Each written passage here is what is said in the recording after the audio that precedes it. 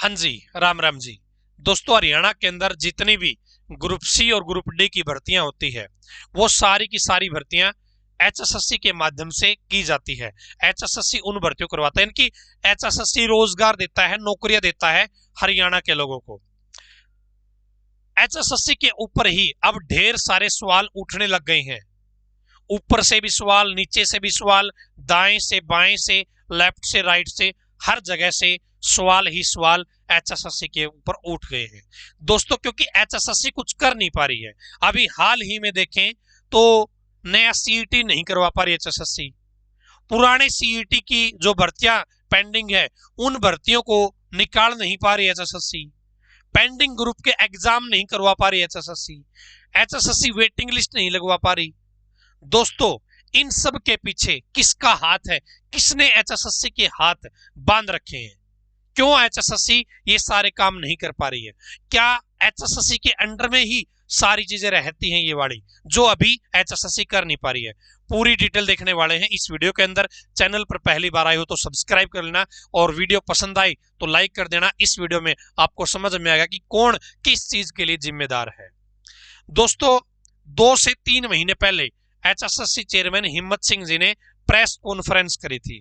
उस press conference में उन्होंने अपने 1 साल का डाटा दिया था कि हमने 1 साल के अंदर क्या क्या किया एचएसएससी ने, और उन्होंने 57 दिन काम किया था तब तक। तो 57 दिन में एचएसएससी ने क्या क्या काम कर दिया था। 57 दिन की बात करें तो एचएसएससी चेयरमैन हिम्मत सिंह के कार्यकाल में 36,000 भर्तियां पूरी उस टाइम तक कर दी थी इन्होंने। हालांकि उसके बाद पता नहीं कितने महीने बीत चुके हैं, 56 दिन तो दिखाई दे रहे हैं, हम लोग 57 दिन काउंट कर रहे हैं, लेकिन अब वाले ये दिन शायद काउंट करने वाले नहीं है, क्योंकि इनमें कुछ भी काम नहीं हुआ है। एचएसएससी चेयरमैन साहब ने कहा था कि 1 साल में 56,800 वैकेंसी दी गई है। ये भी बहुत अच्छी बात है, इतनी नौकरियां दी गई है हरियाणा के लोगों को। लेकिन दोस्तों, पिछले 57 दिन, पिछले 100 दिन या पिछले 1 साल तो सरकार ने गिनवाया, एचएसएससी ने गिनवाया, लेकिन क्या अब आगे की काउंटिंग भी बताई जाएगी कि हमने 3 महीने से हम कुछ कर नहीं पाए हैं, हमने कुछ भी नहीं किया है? शायद ऐसा नहीं दिखेगा। उस टाइम तो शायद इलेक्शनों की वो थी, मारामारी थी, शायद सरकार के लिए, एचएसएससी के लिए भाई वो सिस्टम करना जरूरी था, नौकरियां देनी जरूरी थी। तो अब क्या कर रही है सरकार या एचएसएससी? प्रेस कॉन्फ्रेंस में ये बातें भी कही गई थी कि ग्रुप डी की वेटिंग लिस्ट है वो बहुत जल्दी लगने वाली है। चेयरमैन साहब ने कहा था। दोस्तों, ग्रुप डी की जो वेटिंग लिस्ट है वो अब तक नहीं लगी है। टीजीटी की वेटिंग लिस्ट लगने वाली है, हम लगाएंगे बहुत जल्दी ही, 10 दिन में, 15 दिन में, 20 दिन में हम लगा देंगे, लेकिन वो अब तक नहीं लगी है। पेंडिंग ग्रुप के एग्जाम के बारे में बोला गया था कि बहुत जल्दी पेंडिंग ग्रुप के एग्जाम हम करवा रहे हैं, शेड्यूल हम डाल रहे हैं, तैयार है हमारा सब कुछ, लेकिन अब तक ऐसा कुछ भी नहीं हुआ है। इसके अलावा नए सीईटी को लेकर कहा गया था कि नए सीईटी का नोटिफिकेशन जस्ट रिलीज होने वाला है, पोर्टल हमारा तैयार है, जैसे ही ऊपर से आदेश आएंगे हम सीईटी करवाने के ऊपर अपना कार्रवाई शुरू कर देंगे। दोस्तों, एग्जाम कैलेंडर हम जारी करेंगे। 3 महीने शायद बीत चुके हैं उस प्रेस कॉन्फ्रेंस को, अभी तक एग्जाम कैलेंडर तो क्या, जो नॉर्मल एचएसएससी कभी कभार भर्तियां करता है, वो भर्तियों की एडवर्टाइजमेंट भी नहीं जारी हो पाई है। लेकिन दोस्तों, इन सब चीजों के बाद एचएसएससी ने एक काम शुरू कर दिया है। एचएसएससी के सामने हर रोज वो आते हैं, और जो वहां पे लोग शिकायत लेके जाते हैं, उन शिकायतों को सुनते हैं। दोस्तों, अब ये देखते हैं कि कौन सी चीज एचएसएससी चेयरमैन के अंडर में है, कौन सी चीज चेयरमैन के अंडर में है ही नहीं। दोस्तों, अब ग्रुप डी की वेटिंग लिस्ट लगनी है। ग्रुप डी की या किसी भी भर्ती की वेटिंग लिस्ट लगती है ना, एचएसएससी का उसके अंदर कोई रोड़ा नहीं होता, कोई लेना देना नहीं होता। एचएसएससी का उसके अंदर कोई भी लेना देना नहीं होता, सरकार के अंडर में होता है। सरकार के डिपार्टमेंट सरकार के पास भेजेंगे कि भाई इतने पद आपने भेजे थे, इतने लोगों ने ज्वाइन किया, इतने लोगों ने नहीं किया, इतने अब आप हमारे पास और बच्चे भेजो इस भर्ती के। तो वो डाटा सरकार के पास आता है, और फिर सरकार, जो एचएसएससी ने ऑलरेडी रिजल्ट निकाला हुआ है, उसमें से वेटिंग वाले बच्चों को उठाती है और उनको बुलाती है। एचएसएससी का बाद में कोई लेना देना नहीं रहता वेटिंग को लेकर। वे एचएसएससी का काम कब पड़ेगा दोबारा से, जैसे भाई 50 बच्चों को नौकरी दे दी फाइनल रिजल्ट में, 10 बच्चे वेटिंग में थे, उनको भी सरकार ने क्लियर कर दिया, लेकिन और भी जरूरत पड़ी सरकारों को, डिपार्टमेंटों को उसी भर्ती से और बच्चे उठाने की, तो फिर सरकार बोलेगी एचएसएससी से कि आपने जो रिजल्ट दिया था उसमें हमें 20 बच्चे और दो और उठाओ 20 बच्चे, तब एचएसएससी की दोबारा जरूरत पड़ती है। बाकी पहली वेटिंग लिस्ट क्लियर करने के लिए एचएसएससी की जरूरत नहीं पड़ती है। तो वेटिंग लिस्ट लगाना एचएसएससी के हाथ में है ही नहीं, तो एचएसएससी के ऊपर शायद ये सवाल खड़ा करना गलत है। यहां पर दोस्तों आप देखेंगे ये रहा, न सीईटी लिया जा रहा है, न पुराने पेपर लिए जा रहे हैं, न वेटिंग लिस्ट जारी हो सकती है। तो वेटिंग लिस्ट का तो कोई एचएसएससी का लिंक होता ही नहीं है दोस्तों। मैंने पहले भी आपको बताई है इस बारे में कि वेटिंग लिस्ट एचएसएससी के अंडर में नहीं होती। अब तो डिपार्टमेंट उनको बताएगा सरकार को कि भाई इतने बंदे हमने मांगे थे, आपने दिए इतने हैं, कुछ लोग रिजाइन दे गए, हमें और बंदे दो दोबारा से, तब वो वेटिंग लिस्ट क्लियर होती है। लेकिन एचएसएससी का इसमें कोई हाथ पांव नहीं होता, चाहे वो टीजीटी की बात हो, चाहे वो ग्रुप डी की बात हो, या अन्य किसी भर्ती की वेटिंग लिस्ट की बात हो। उसके बाद में पेंडिंग ग्रुप के एग्जाम, पेंडिंग ग्रुप के एग्जाम दोस्तों एचएसएससी चेयरमैन साहब ने कहा था कि हमने सारी चीजें तैयार कर रखी है, एग्जाम शेड्यूल जारी करने वाले हैं। लेकिन दोस्तों एग्जाम के आदेश देना कहीं ना कहीं सरकार के हाथ में ही है। अब ये बात मैं क्यों कह रहा हूं कि सरकार के हाथ में ही होगा भाई एक तो ये देखो कि जब ये 25,000 भर्तियों का रिजल्ट आया था, मुख्यमंत्री साहब ने कहा था कि मैं शपथ बाद में लूंगा, रिजल्ट पहले निकालूंगा। यानी कि सरकार का एचएसएससी के ऊपर कुछ है मामला। भाई सरकार जब कहती है, जो काम कहती है वही तो एचएसएससी करती है ना। ठीक है, प्रोसेस एचएसएससी करता है, लेकिन भाई आदेश तो ऊपर से आते होंगे ना, तभी तो शपथ से पहले 25,000 भर्तियों का रिजल्ट आ गया जैसा सरकार ने कहा था। तो एक तो ये वजह हो गई कि एचएसएससी के हाथ में शायद पेंडिंग ग्रुप का एग्जाम खुद से करवाना, जब तक ऊपर से आदेश नहीं आएगा कि यहां करवा लो, सारी चीजें ठीक है। इसके अलावा दोस्तों एचएसएससी सीईटी पर कोर्ट केस चला हुआ है, पिछले ग्रुपों को लेकर, अन्य चीजों को लेकर कोर्ट केस चला हुआ है।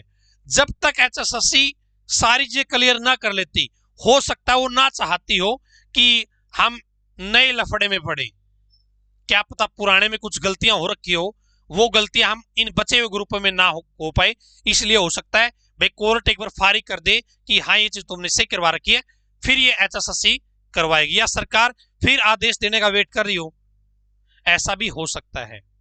लेकिन सिर्फ एचएसएससी ना कराए, सरकार ने बोल रखा हो, मेरे हिसाब से तो ऐसा नहीं मिलेगा।